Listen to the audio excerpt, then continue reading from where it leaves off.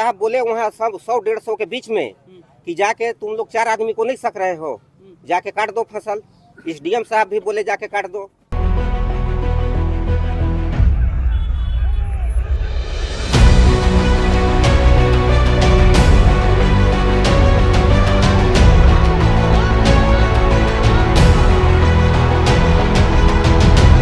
घर में से सर सबको मारते हुए घर में पीटते हुए से ले जा लिया सर। इसके पापा को तो बिना कपड़ा के ले जाए सर, बहुत पीटे सर।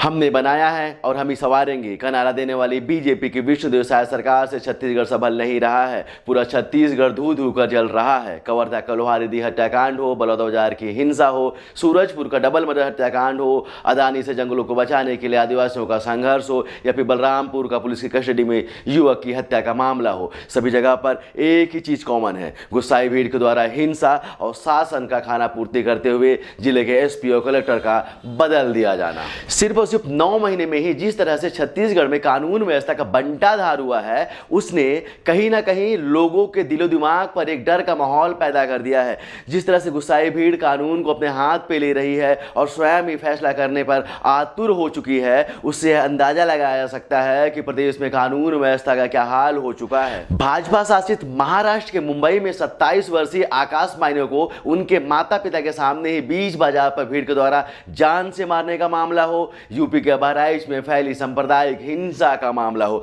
हरियाणा के सैनी सरकार में 16 व्यक्तियों के द्वारा एक व्यक्ति के घर में घुसकर पीट कर जान से मारने का मामला हो, या छत्तीसगढ़ के सूरजपुर में डबल मर्डर के बाद कानून को हाथ में लेने वाली भीड़ को रोके जाने पर एसडीएम को दौड़ा दौड़ा कर पीटने का मामला हो, अडानी से हसदेव के जंगलों को बचाने के लिए पुलिस और आदिवासियों के बीच हुई हिंसक झड़प का मामला हो, या फिर हाल ही में घटित बलरामपुर में पुलिस की कस्टडी में मृत्यु होने के बाद एडिशनल एसपी निमिषा पांडे को भीड़ के द्वारा चप्पलों से पीटने का मामला हो। सब में एक ही चीज कॉमन है, कानून व्यवस्था का बुरा हाल और लोगों का कानून व्यवस्था से उठता विश्वास और कानून को अपने हाथ में लेने की सनक। इन सब के बीच में एक सवाल उठता है और सवाल उठना भी चाहिए कि आखिर इतनी बड़ी संख्या में छत्तीसगढ़ सहित देश के अन्य हिस्सों में भीड़ के द्वारा की गई हिंसा और हत्याओं में इजाफा क्यों हो रहा है? क्या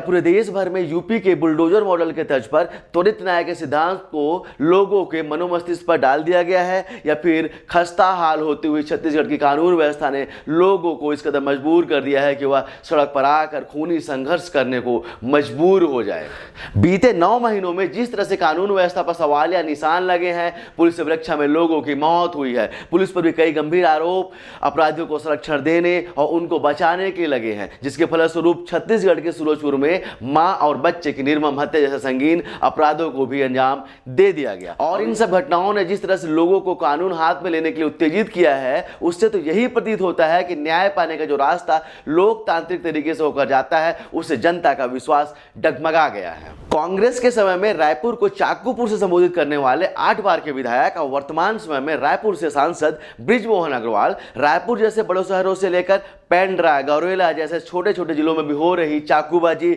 हत्या और बलात्कार जैसे संगीन मामलों पर अब चुप्पी साध बैठे हैं। किस प्रकार से रायपुर शहर चाकूपुर बन गया था, किस प्रकार से आदिवासी बच्चियों के साथ में अनाचार हो रहा था, किस प्रकार से कांग्रेस के नेता पुलिस के अधिकारियों के साथ में मारपीट कर रहे थे, ज़मीनों पे कब्जा कर रहे थे। तो मुझे लगता है कि छत्तीसगढ़ के 24 साल के इतिहास में जितनी बुरी स्थिति कांग्रेस के राज में हुई है, उतनी खराब स्थिति कभी नहीं रही है। और आज तो लोग अपना जीवन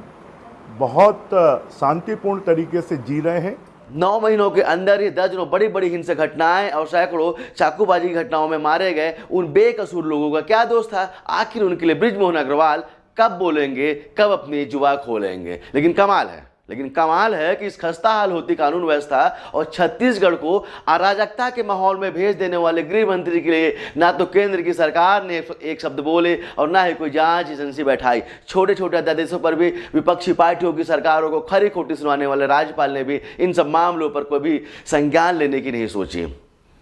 आप आसानी से अंदाजा लगा सकते हैं कि अगर ये सब घटनाएं भाजपा शासित राज्यों को छोड़ कांग्रेस और अन्य विपक्षी दलों के शासन वाले राज्यों में हुई होती तो अभी तक केंद्र सरकार की सीबीआई, एनआईए जैसी संस्था डेरा डाल चुकी होती, मुख्यमंत्री से इस्तीफा मांगने का दौर चल गया होता और गोदी मीडिया गला फाड़ फाड़ के मुख्यमंत्री सहित मंत्रिमंडल को तंज कसता हुआ सुनाई देता होता। धर्म के नाम पर, गाय के नाम पर, हिंदू मुस्लिम के नाम पर लोगों के बीच में सांप्रदायिक हिंसा को भड़काने और धार्मिक सांप्रदायिकता से सत्ता में आने वाली पार्टियां और उद्योगपतियों की गोद में बैठकर चरण वंदना करने वाली सरकारों ने लोगों की भावनाओं को आहत किया है, उनके मन मस्तिष्क में लोकतंत्र की आत्मा को कमजोर किया है, नागरिकों के अंदर भावनाओं को भड़काकर उसे उग्र भीड़ में बदलकर कानून को अपने हाथ में लेने को प्रेरित किया है। कई सालों से सांप्रदायिकता का जो बीज लोगों के दिमाग में बोया जा रहा था, भीड़ के द्वारा किए गए न्याय को जबरन सत्यता की कसौटी पर खरा उतारने की जो कोशिश की जा रही थी, आज वही भीड़ सरकार के कंट्रोल से बाहर हो चुकी है और अब यह उन्हीं सरकारों के लिए मुसीबत बनती जा रही है। आखिर यह जहर किसका फैलाया हुआ है? आखिर किसने आपको एक जिम्मेदार नागरिक से बदलकर